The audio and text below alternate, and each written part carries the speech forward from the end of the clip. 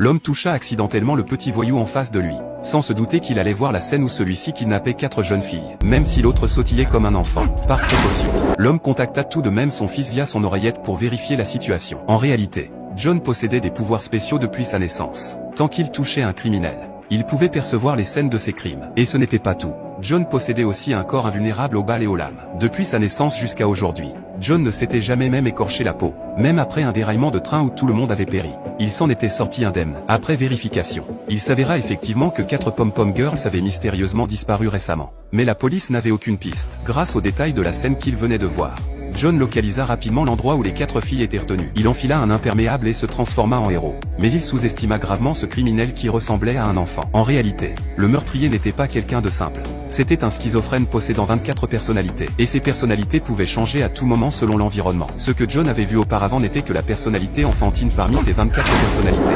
La plus terrifiante était sa personnalité de bête. John venait à peine de sauver les 4 filles prisonnières lorsqu'un hurlement bestial retentit soudain à l'extérieur de l'usine. Avant même que John ait le temps de réagir, cet homme s'approchait déjà rapidement le long des conduites du toit comme une bête sauvage. Une fois transformé en personnalité de bête, il devenait incroyablement agile et sa force devenait terrifiante. John demanda immédiatement aux filles de s'enfuir, mais l'autre se jeta aussitôt sur eux. John n'eut d'autre choix que d'utiliser son corps pour bloquer cette bête féroce. Mais il n'était absolument pas à sa hauteur. La bête attrapa fermement John par derrière. Heureusement, John possédait un corps immortel. Après une longue lutte, John serra la bête dans ses bras et sauta du 5e étage avec elle. Alors qu'ils allaient s'affronter avec eux, un puissant faisceau lumineux surgit soudainement. Cette lumière intense fit immédiatement s'effondrer la bête au sol.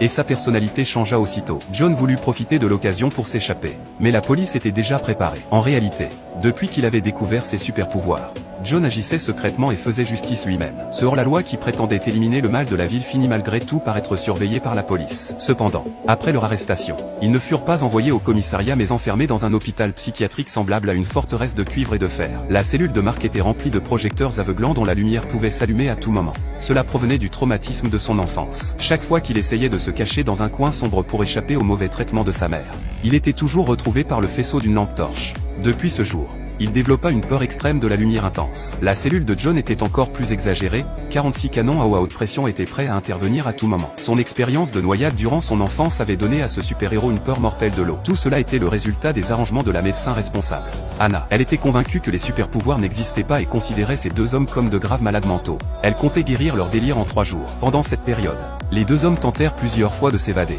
Mark alla même jusqu'à utiliser une personnalité féminine pour séduire un garde. Mais toutes leurs tentatives échouèrent. Le traumatisme est finalement difficile à surmonter.